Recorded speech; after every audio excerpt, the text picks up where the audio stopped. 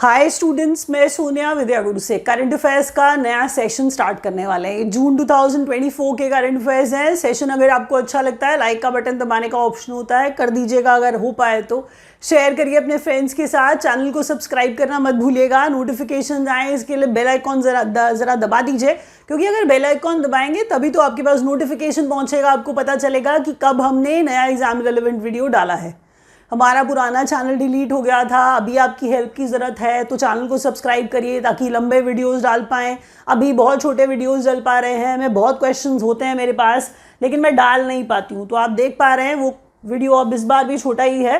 तो अगर आपको पसंद आए तो लाइक का बटन दबाइए, सब्सक्राइब करिए, फ्रेंड्स के साथ शेयर जरूर करिए। ये सेशन हिंदी मीडियम में है, अगर आप कंफर्टेबल नहीं है, अगर आप कंप्लीट इंग्लिश मीडियम सेशन देखने आए थे, that complete English medium session is also there in the playlist, you can go and watch that session is well.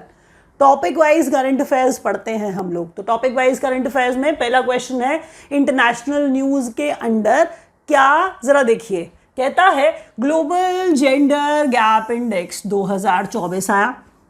Global gender gap index 2024 आया। जब मैंने कहा कि टॉप पे आइसलैंड रहा, सेकंड पे फिनलैंड रहा, थर्ड पे नॉर्वे रहा तो आपको ये लगा कि जेंडर गैप बहुत ज़्यादा है क्या इनमें? नहीं, इनमें जेंडर गैप ना के बराबर होता है, तभी ये इतने टॉप पे रहते हैं।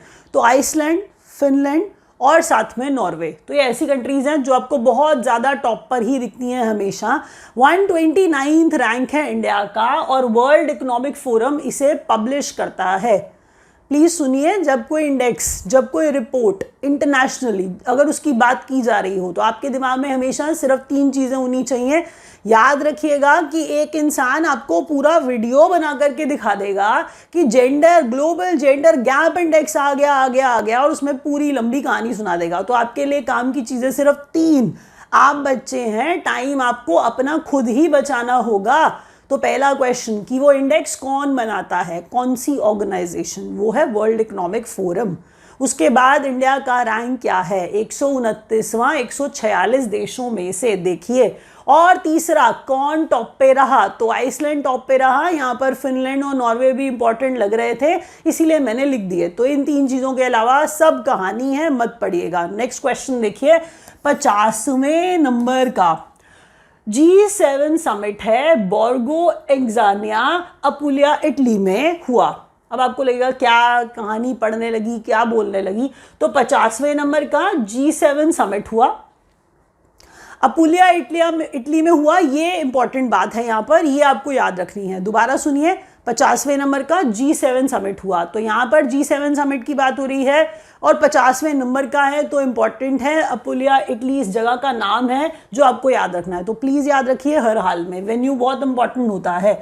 सिरिल रामाफोसा जो है रीअपॉइंट हुए हैं सेकेंड टर्म के लिए, अफ्रीकन नेशनल कांग्रेस से है। ये साउथ अफ्रीका के प्रेसिडेंट दोबारा से बन गए हैं। तो अगर आपको याद हो, हम इनकी बात पहले भी बहुत बार कर चुके हैं, कभी चीफ गेस्ट के तौर पे, कभी इंडिया विजिट पे किसी कारण से आने की वजह से, और पहली बार जब अपॉइंटमेंट हुआ था तब भी मैंने आपको पुराने चैनल पे पुराने वीडियोस में पढ़ाया था। तो सिरिल रामाफोसा एक बार और साउथ अफ्रीका के प्रेसिडेंट बन गए दोबारा सेकेंड टर्म के लिए। और ये कौन सी पार्टी से है? ये है अफ्रीकन नेशनल कांग्रेस पार्टी, याद रखिएगा नाम इनका। सिंगापुर के पीएम लॉरेंस वोंग। कोई भी क्वेश्चन इंपॉर्टेंट अगर आपको ना लगे तो मुझे कमेंट बॉक्स में कमेंट करके बताइए। और ऐसा भी हो सकता है कि आप ऑलरेडी कुछ क्वेश्चंस पढ़ के बैठे हैं, आपको आते हैं और आपको देख करके खुशी हुई कि आपको ये क्वेश्चन पहले से आता था, तो मुझे वो भी कमेंट बॉक्स में कमेंट करके बताइए। क्योंकि देखिए, अगर आप वीडियो देख रहे हैं और अगर आप कुछ नहीं लिख रहे हैं, इसका मतलब आप पढ़ भी नहीं रहे हैं। क्योंकि अगर मैं आपसे सवाल कर रही हूँ, आप जवाब तक नहीं दे रहे हो, तो कोई फ़ायदा भी नहीं है वीडियो देखने का। तो थोड़ा अटेंटिव बनिए, जवाब दीजिए। हो सकता है मैं आपका कैलिबर ऐसे जज कर पाऊँ कि आपको कितने क्वेश्चन पहले से आते थे। हो सकता है 3-4 क्वेश्चन आते हो सकता है कुछ भी ना आता हो। तो प्लीज़ लिखिएगा ज़रूर कहाँ से वीडियो देख रहे हैं, ये जरूर कमेंट बॉक्स में कमेंट करिएगा। लॉरेंस वोंग नाम है इनका, सिंगापुर के प्रधानमंत्री है, इंपॉर्टेंट कंट्री है, नाम याद रखिए। Next question, BRICS foreign ministers meet held in Nizhny Novgorod, Russia. दोबारा से, ब्रिक्स फॉरेन मिनिस्टर्स मीट है, कहाँ हुई? निज़नी नोवगोरोड, रशिया में। प्लीज इंपॉर्टेंट क्वेश्चंस है सारे के सारे, रिवीजन साथ के साथ करा रही हूं, सुनिए। इंटरनेशनल न्यूज़ कैटेगरी थी, टॉपिक था जिसमें ग्लोबल जेंडर गैप इंडेक्स से स्टार्ट किया था। Global gender gap index world economic forum बनाता है। पहले नंबर पे आइसलैंड था, जेंडर गैप बहुत कम है। फिनलैंड और नॉर्वे फॉलो कर रहे थे उसे, जिसमें इंडिया का रैंक 129 था 146 कंट्रीज में, तो 129वां 146 देशों में से। अगला देखिए 50वें नंबर का G7 समिट अपुलिया इटली में, सिरिल रामफोसा दोबारा बन गए साउथ अफ्रीका के प्रेसिडेंट, ये अफ्रीकन नेशनल कांग्रेस पार्टी के हैं। सिंगापुर के प्रधानमंत्री लॉरेंस वोंग बन गए। ब्रिक्स फॉरेन मिनिस्टर्स मीट कहां पर हुई? निजनी नोवगोरोड रशिया में। अगला क्वेश्चन, आप हमें ज्वाइन करना चाहें, नंबर्स नीचे दिए गए हैं। हम इस तरह हिंदी मीडियम में भी पढ़ाते हैं और कंप्लीट इंग्लिश मीडियम में भी पढ़ाते हैं, तो आप अपनी चॉइस का बैच एग्जीक्यूटिव से बात करके ले सकते हैं। आप हमारी वेबसाइट है online.vidyaguru.in, उस पर भी जाके आप अपने लिए कोर्स ले सकते हैं। अभी SSC CGL दे रहे हैं, IBPS RRB दे रहे हैं, तो हमारे से ज़्यादा रिलेवेंट आपको कोई नहीं पढ़ा पाएगा, विश्वास करिए, क्योंकि टीचर्स सिर्फ और सिर्फ इन्हीं एग्जाम्स के लिए पढ़ाते हैं, स्पेसिफिकली इनके लिए पढ़ाते हैं, और इन एग्जाम इसीलिए उनके कराए हुए सारे क्वेश्चंस एग्जाम में आ जाते हैं। तो you need to have faith in us. जरा ध्यान से देखिए sports updates. ICC women's T20 world cup 9वें नंबर का, to be held in Bangladesh. Question important है, ध्यान से सुनिए। ICC विमेंस T20, पहले तो ये महिलाओं वाला T20 वर्ल्ड कप है, ये सुनिए। इसमें एक बारीक सी बात छुपी है, 9वें नंबर वाला। आप ये बात इग्नोर कर दोगे, मैं आपको पक्का बोल रही हूं, आपको ये इग्नोर करना ही नहीं है। कई बार सिर्फ नंबर पूछ लिया जाता है। सुनिए, 9वें नंबर का T20 वर्ल्ड कप महिलाओं वाला जो ICC ऑर्गेनाइज करता है, ऑब्वियसली बांग्लादेश में होगा। ये वेन्यू आपको बताया गया है। सात्विक साईराज और चिराग शेट्टी, सात्विक साईराज और चिराग शेट्टी, इन्होंने हराया है चेन बो यांग और लिऊ यी को, जो चाइना की हैं थाईलैंड ओपन के अंदर। देखिए बैडमिंटन वाले अब इंपॉर्टेंट होने लग गए हैं। क्यों? क्योंकि हमारे यहाँ से बहुत लोग जीत के आते हैं। तो बहुत का मतलब इनके नाम तो ऐसे आपको रटे होने चाहिए, क्योंकि ये तो बहुत बड़े प्लेयर्स हैं।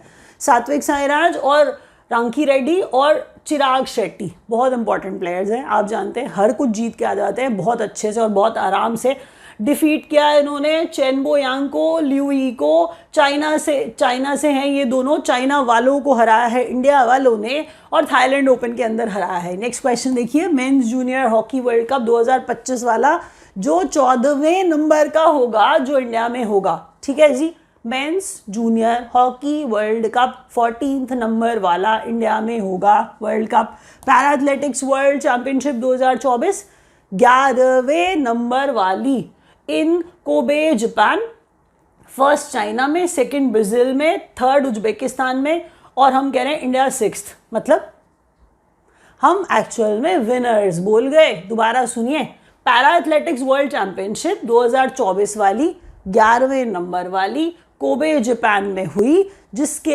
अंदर हम बता रहे हैं कौन कौन किस किस रैंक पे खड़ा था। तो पहला चाइना, छठे नंबर पे इंडिया, ये सबसे इंपॉर्टेंट था। बाकी एक्स्ट्रा डिटेल है, अगर याद कर सकते हैं तो करिए, नहीं तो छोड़ दीजिए। दोबारा सुनिए, पैरा एथलेटिक्स चैंपियनशिप, ये पैरा एथलीट्स होते हैं जो थोड़े, आप ये समझ सकते हैं। देखिए मैं शब्द ठीक से बोलना चाह रही हूँ।